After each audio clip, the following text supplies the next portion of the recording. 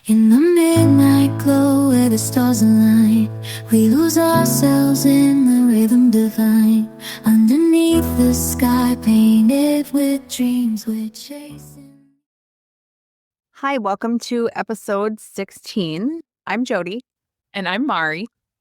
And today we're going to talk about your solar return chart. So this is your cosmic birthday snapshot. It's the exact time that the sun returns to the same degree that it occupied on the day that you were born. So think of it like the universe is handing you a yearly roadmap with your themes, your blessings, your lessons, and where your attention is naturally being pulled for the year. Yes, and because the Earth's orbit is technically 365.24 days, which is how we end up with a leap year, something to be aware of is that your solar return doesn't always happen on your birthday. Sometimes it's the day before, the day after, or even just a few hours off. So this is something that any astrology program in even free websites online can calculate for you. So you know exactly for the upcoming year, you look for your solar return chart and it goes off your birth information, your natal information, and where the sun hits that exact degree and minute of the moment that you were born. That is your solar return chart. So if you see the date flipped, don't be worried. Yes, exactly. Mine this year is the day before. I'm December 2nd, and this year my solar return is actually the afternoon on December 1st. So, that will change every year. And sometimes it will be spot on, and others it'll be, like we said, the day before, day after. So we take a look at the solar return chart, and it just kind of gives you an idea of the energies, the themes, and the focus points for the upcoming year. Think of your natal chart as your blueprint for your soul, and think of your transits as a weather pattern moving through your life. And think of your solar return chart as your personal forecast for the year, your inner climate, your atmosphere, and your tone and direction. Yeah, it adds to the transits in a way. So the transits are happening, and that is very personal to you based on your rising and where that lands and how those planets are talking to your personal planets. But the solar return just gives you another layer to that on what you are going to be focusing on for the year ahead. Opportunities, challenges, what's beginning, what's maturing, and the flavor of the year, emotionally, creatively, spiritually, and practically. Right. And some look at the solar return chart as the beginning of the year for them, which it is. But a personal new year. Thank you. Yes. I was like, how am I trying to pull the new year into this? So instead of January 1st, which is what, our society pulls in as the new year. And a lot of astrologers think of Aries season as the new year. And then other astrologers think of your solar return chart as your new year chart. Mari, you're a perfect example. We are in 2025, but you actually don't go into your 2025 solar return year until your birthday, which is in just a couple. Exactly. Yep. And what it ends up doing then, if I'm a December 2nd birthday, is I get that 2025, the last month of 2025, and then into 2026, most of 2026. So it will split. And for most of us, it's not going to be exact based on the, exactly aligned with the calendar year, unless you are born on the 1st of January. That's the calendar year. So yeah, it will split, but it is your personal new year. It's your literally looking at your personal year ahead. And it's a great time to stop and have a similar sort of practice around what you would at the new year to make those resolutions, make your plans. I will be actually traveling on my solar return this year. And we're going to talk a little bit about that as a little teaser for what's coming up. If you are at a different place, is it your traveling chart that you are looking at or your natal chart?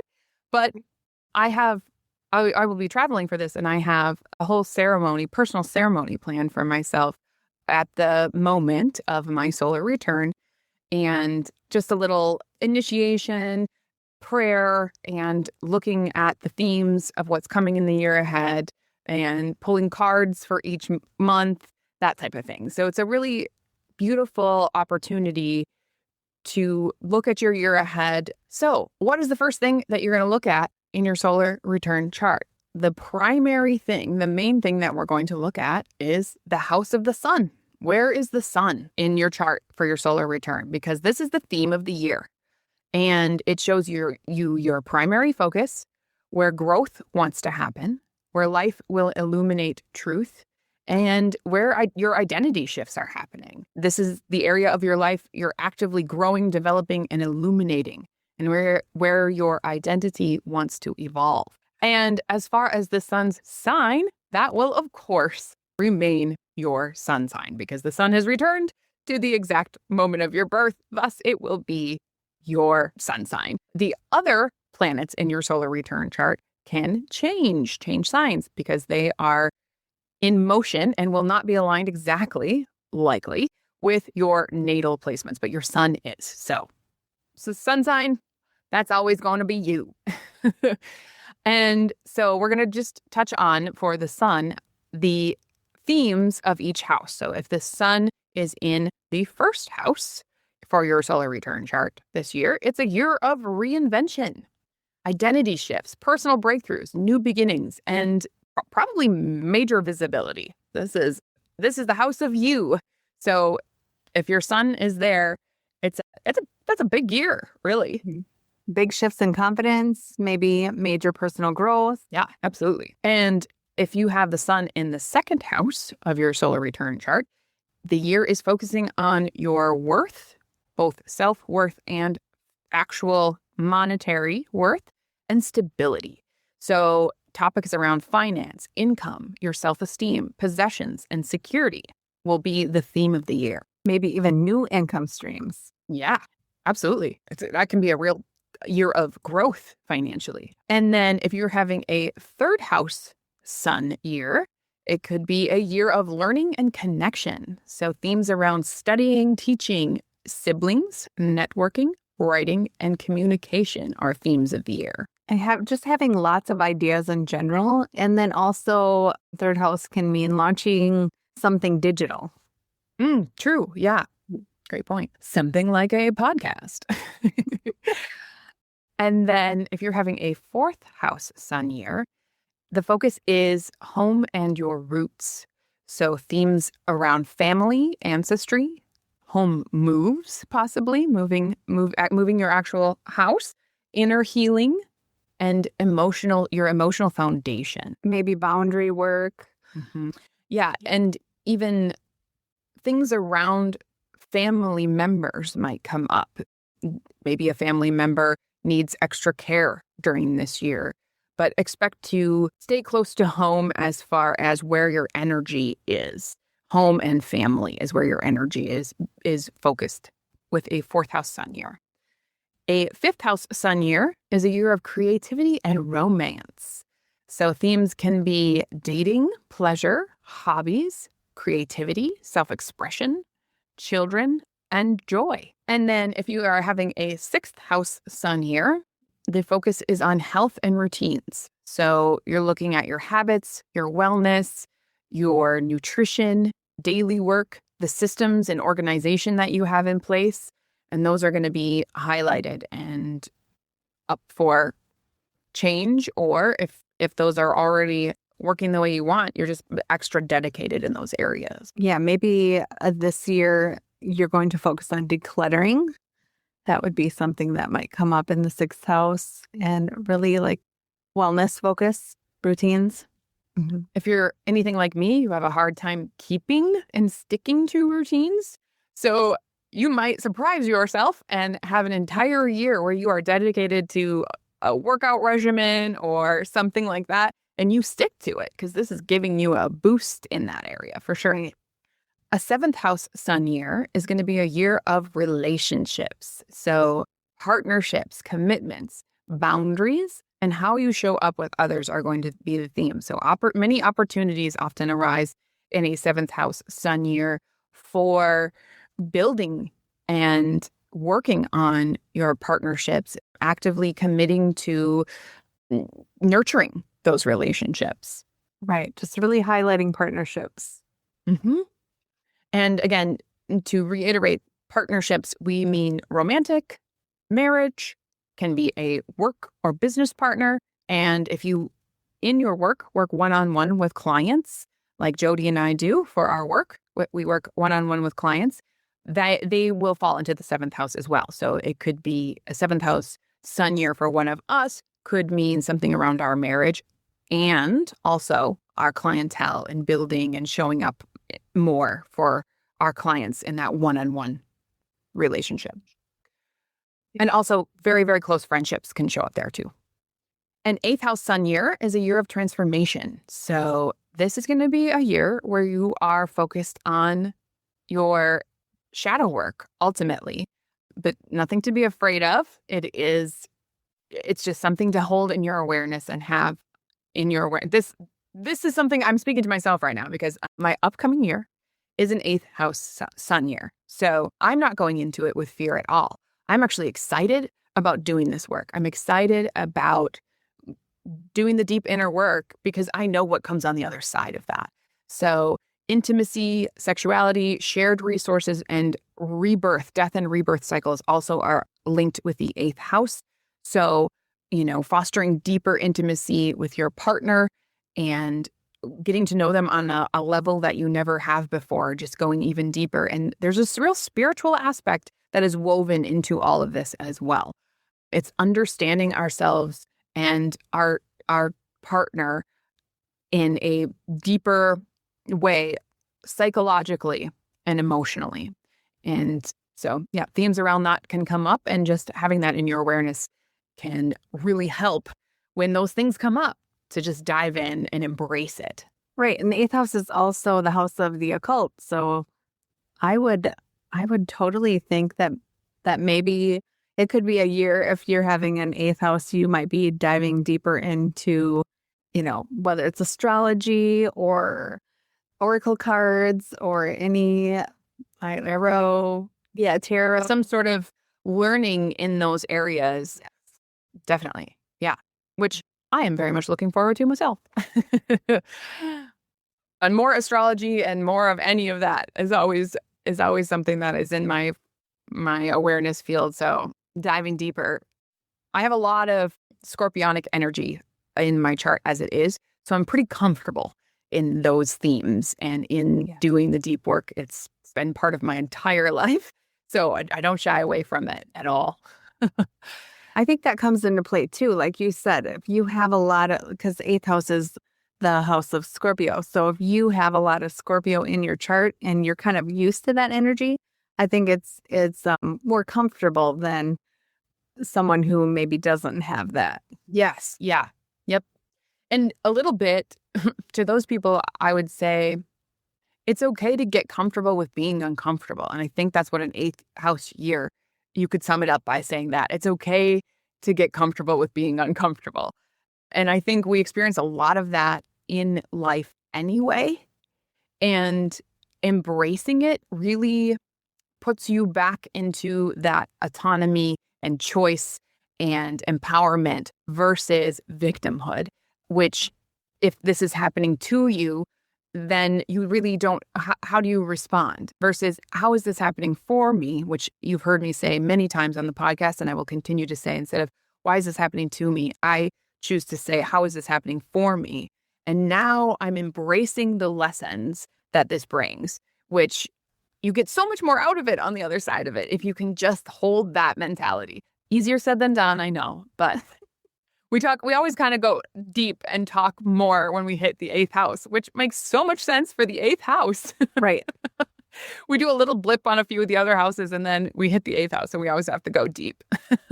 Yeah. I think because they kind of get a bad name. So Right. just highlight that it's not always Something to be feared. right. Yeah, absolutely. Yeah. And if you are having a 9th house sun year, you are looking at a year of expansion. So this is fun. You will likely have themes around spiritual growth, higher learning, publishing, travel, and meaning and purpose. So you might find yourself planning big trips. Maybe you sign up for college course, or your big plans, long-term plans often get made during a 9th house sun year. Big travel. Yeah, ultimately, you are focused on truth and what is meaningful to you, what is your purpose, those real zoomed out big life themes. Ninth house sun years are our fun ones. Yeah. The only thing I would add would be exploring new beliefs. Yeah, absolutely. And if you're having a 10th house sun year, it's a year of career and visibility. So, great year for personal achievements in your career, recognition, and public identity. You're really sort of on display, but that doesn't necessarily mean a bad thing. It's actually often boosts your career, and you feel good often in your career in a 10th house sun year.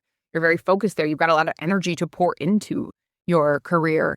And yeah, there's often, like I said, a recognition for your hard work that comes in a 10th house sun year. Right. Building your success, really that public image, leaving a legacy. Absolutely. And an 11th house sun year is a year of community and vision. So the focus for the year is going to be on collaborations, networks, future goals, and friendships. So you may expand your friendship circle, find yourself a new group that you really resonate with, and you're dreaming big a lot of times during an 11th house sun year. It's also very expansive. Right. Manifesting those long-term dreams. Absolutely. And then a 12th house sun year is a year of healing and surrender.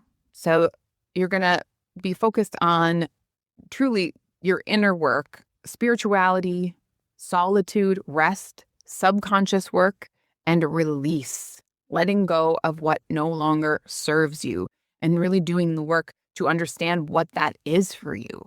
Because it takes pausing and reflecting often to realize our habits, thought patterns, and things that aren't serving anymore, because they are often things that are so ingrained and second nature that we have been doing, these patterns that we've been repeating. And unless you stop and do the work to look at and examine those things, it's easy to just keep on with the same habit patterns, thought patterns, self-talk, all of those things. So a 12th house year is really addressing those things.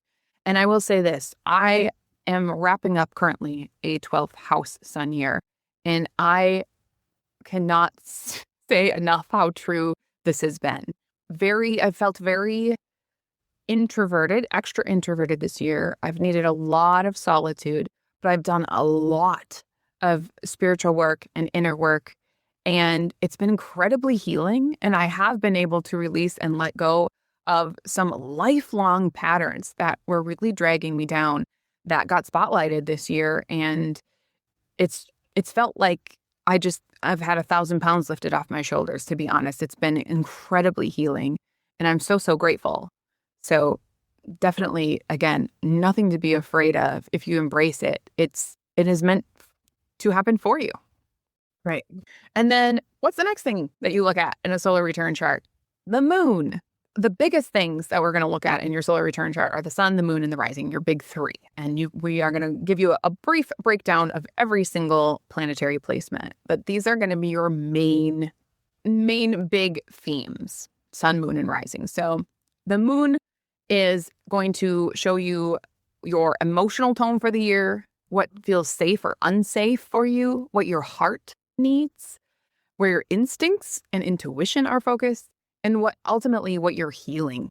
So the house the moon is in is where your emotional attention goes, and the sign the moon is in is how your emotional body responds. So house examples for the moon.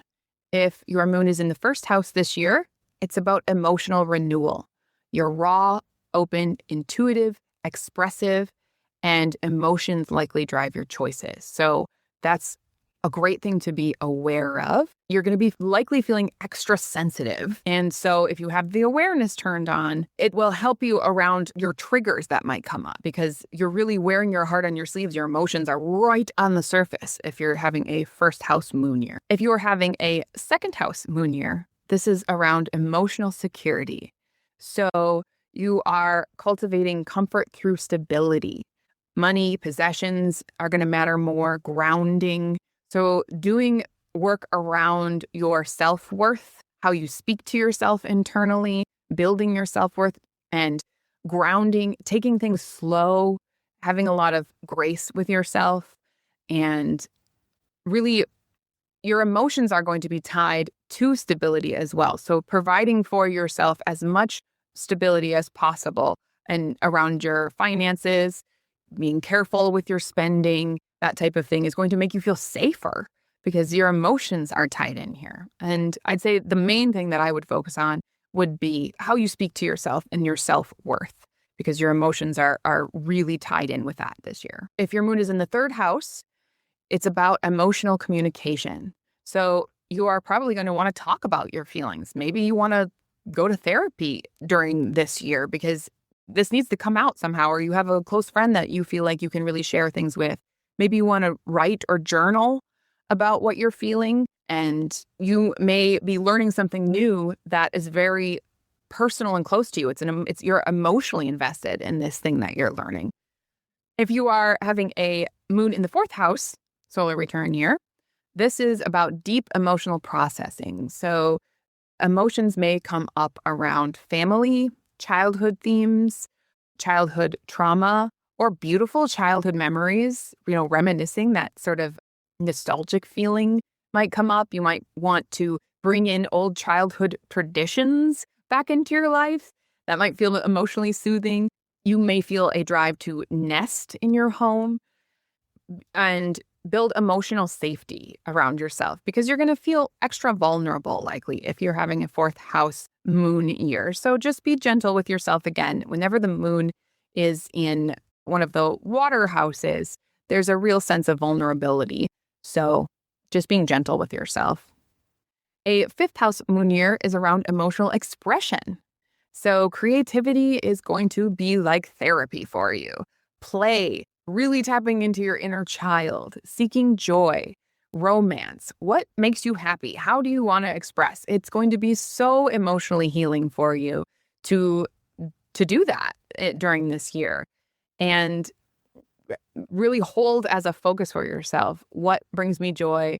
Remember your 5-year-old self and what lit them up. Like what would impress your 5-year-old self, and focus on that because it will be so healing emotionally.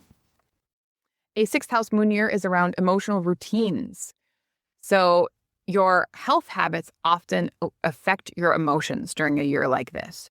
So if you are taking care of yourself well, if you're eating well, if you're getting movement that feels good, your emotions are going to be affected by that in a positive way. And it goes both ways. If you aren't taking care of yourself physically, if you aren't keeping yourself organized, that can feel chaotic and extra chaotic emotionally. So it can kind of go both ways. Just a lot of self-care and routines that make you feel good are going to be perfect for a sixth house moon year.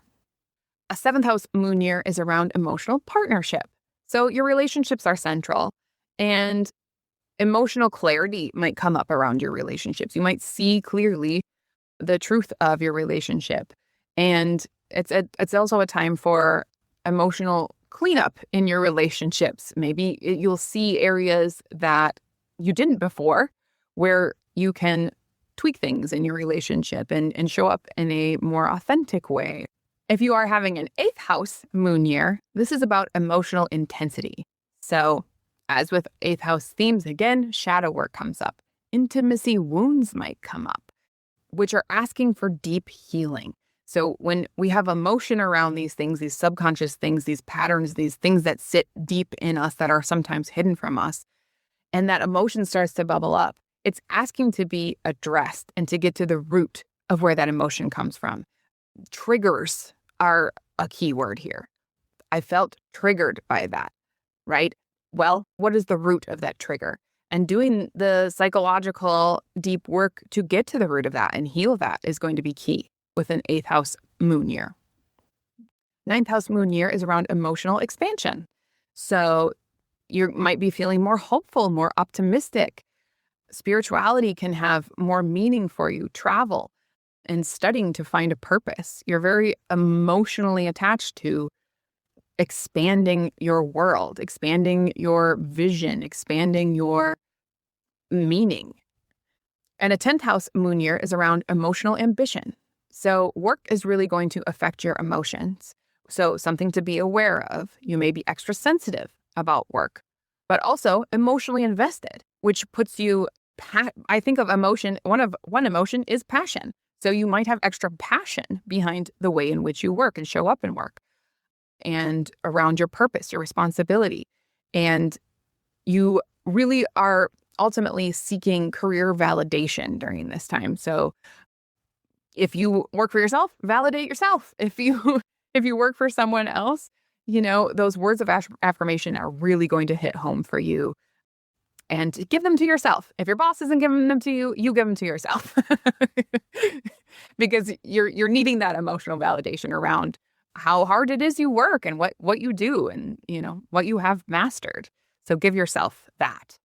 An 11th house moon year is around emotional community.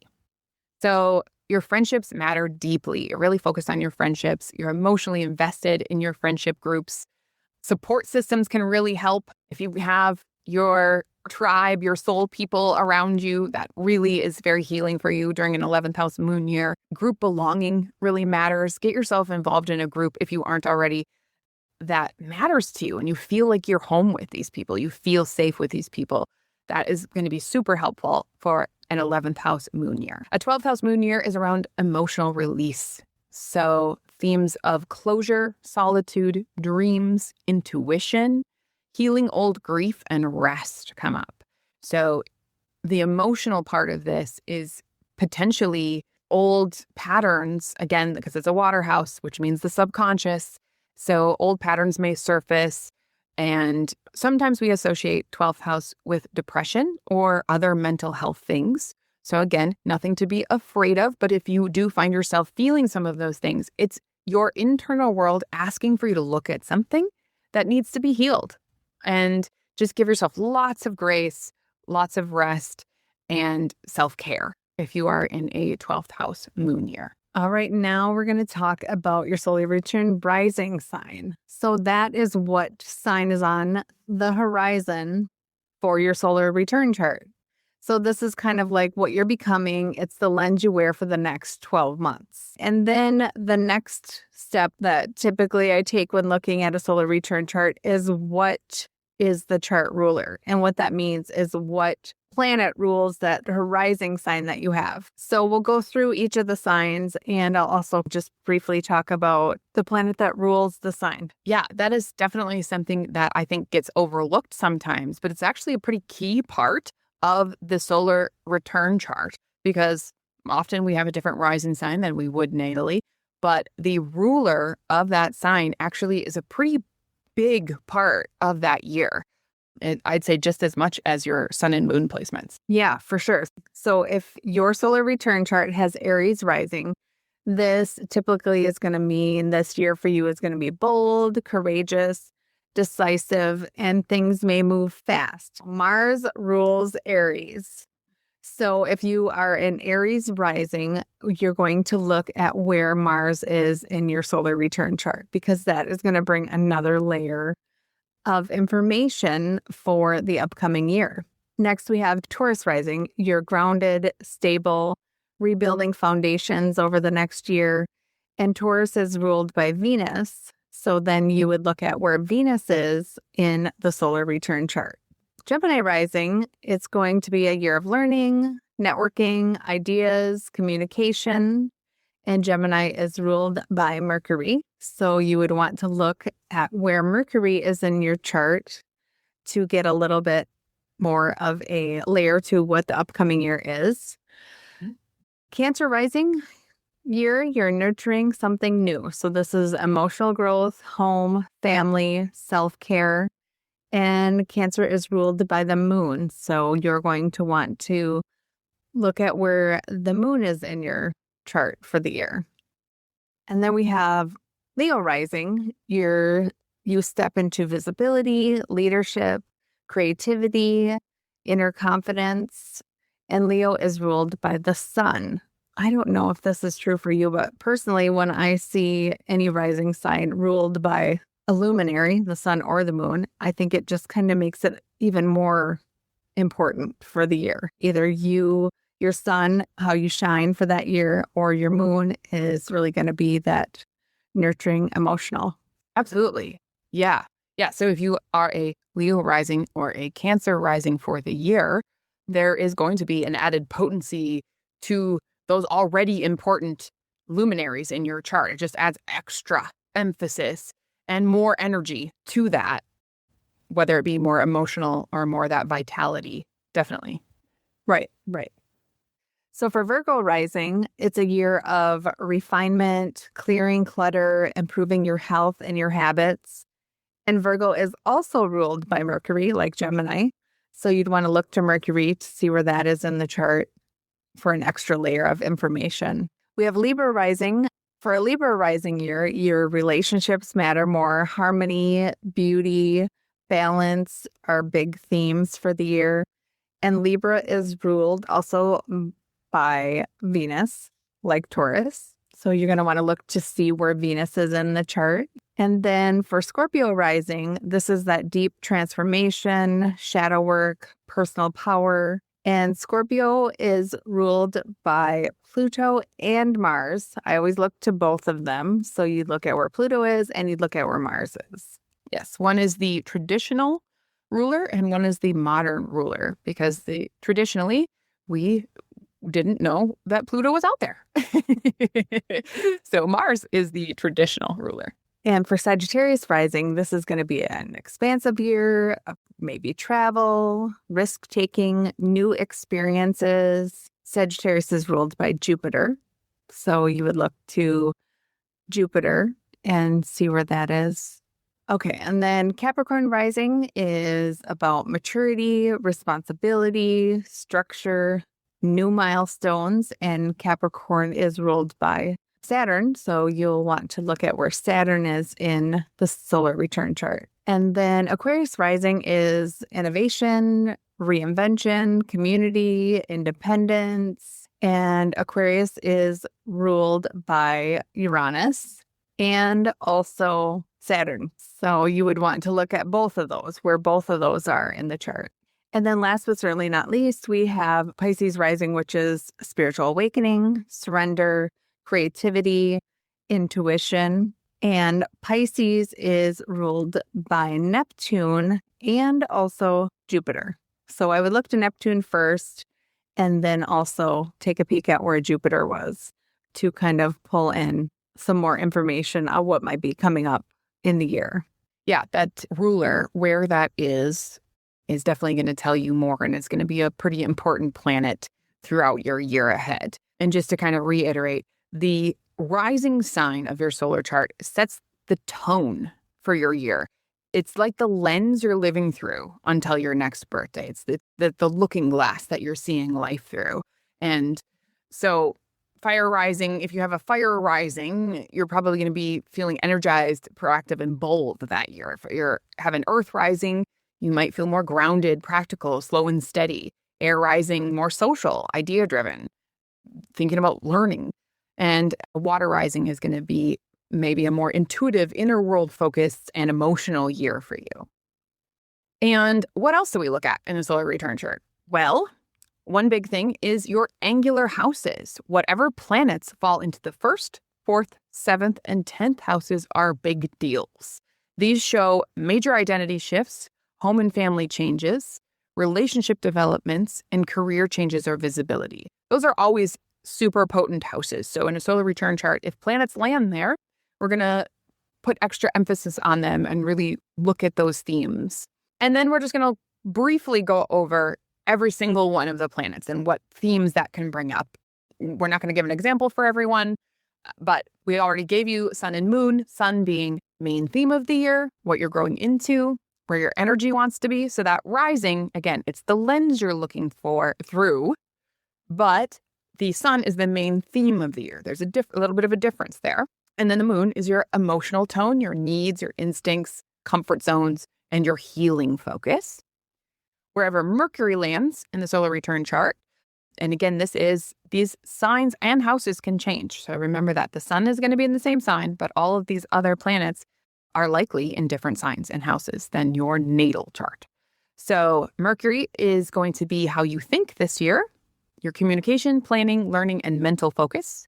Wherever Venus is going to be your relationship focus, self-worth, money, art, and beauty. Where Mars is, you're going to have extra motivation, passion, energy. This is going to be an area that pushes you forward, and anger can come up around themes of Mars, so something to be aware of. Jupiter, wherever Jupiter lands in your solar return chart, is an area for growth, expansion, opportunity, blessings, and abundance. So definitely check out Jupiter. Where Saturn is, this is where your lessons, your responsibilities, your boundaries, and your maturity points are going to be focused. So another definite thing to look at is for Saturn. Where Saturn is, expect to do the work where Saturn is. Uranus is going to show you where breakthroughs, surprises, changes, liberation, and your nervous system themes may arise. Neptune is going to show you where your intuition, surrender, spirituality, and dissolving illusions, or where you may have confusion, may be focused. Those are all themes of Neptune. And so something to have in your awareness. Where Pluto is, there is going to be deep change, empowerment, shadow work, and rebirth. So I always pay attention to where Pluto lands because I know that there's going to be work being done there as well. And then where Chiron lands, Chiron the asteroid, you may have old wounds activated that are coming up for healing opportunities. So and also areas where you may be mentoring others in areas that you've healed. And real soul growth can happen where Chiron is. And then finally, the nodes of the moon are very similar to your natal nodes, but just for the year. It's your soul trajectory theme of the year, where fate, purpose, and lessons are concentrated. So much like a natal chart, the South Node is an area that is asking you to let go and release old patterns that no longer serve you in whatever sign and house that is. And the North Node for that year is asking you for extra focus to grow the gifts of that sign and house. So the next thing that we might look at would be like any planetary clusters, or stelliums is what we call them, and that's a collection of planets. So if there's anywhere in the chart that has that collection of planets or energy, that's going to highlight that area more for the year. So if you have, Moon, Neptune, and Saturn all in the 10th house, then that is going to shed some light on the fact that the 10th house, the career, the legacy, that is going to be highlighted even more for the year. That's how I would interpret that. Yeah, definitely. It's going to have more energy because wherever the planets go, they take the energy and you start piling them on top of each other and you're putting a lot of energy in one place when they're clumped together like that. So it is going to take a great deal of your focus in that house or that sign. Yeah, it's going to be the dominant theme for the chart for sure. Yes. And then as always, and you can take these things as deep as you want. You can just look at your big three, your sun, moon, and rising, or you can really go into all of these placements and look at the angles and stelliums and all of those things, and even look at the aspects, all of the lines in the middle, which is how these planets talk to each other. And that will tell you more about how those energies are going to flow or have friction throughout your year ahead, which just gives you more clarity around what to expect or what will need work and attention.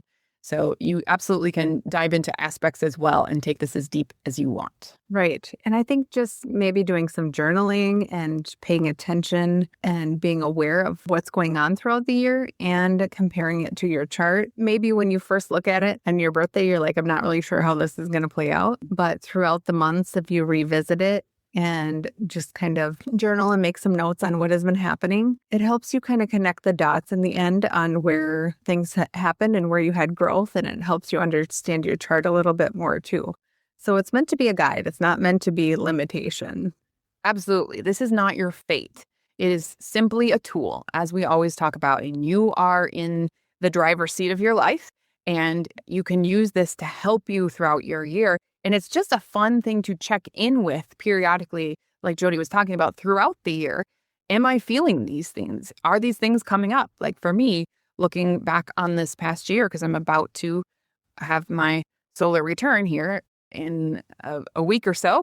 And actually not only had a sun in the 12th, but moon was in the 12th as well. And the 12th house themes were very, very strong this past year. And I can see multiple other places in this past year solar return chart that came up and I moved through. So it's a fun thing to look back on, to look forward, and to check in throughout the year and see if you need to recalibrate. Definitely.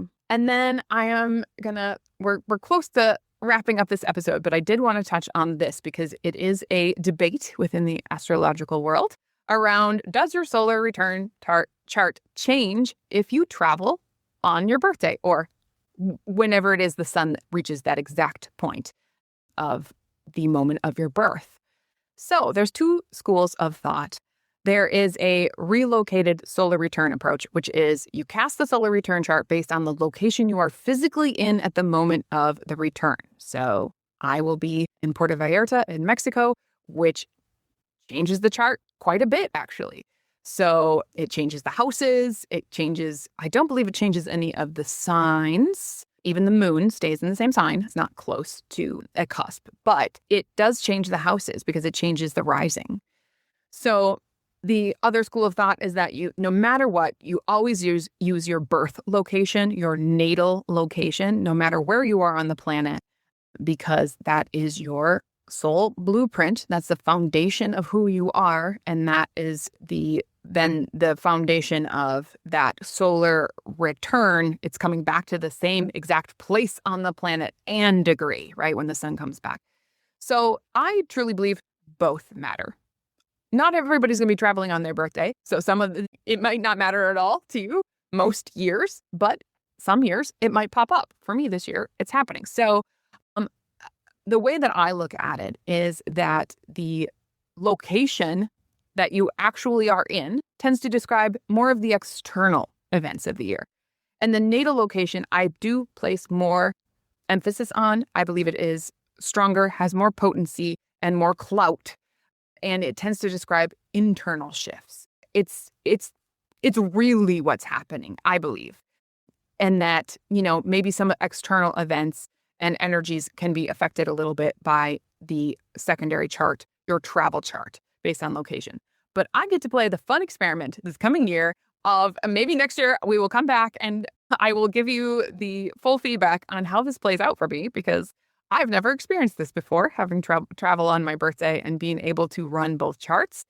And so I'm kind of excited about it. And I can come back with real live feedback on how this plays out. I was thinking you'll be the perfect study participant for us. Exactly. Yeah.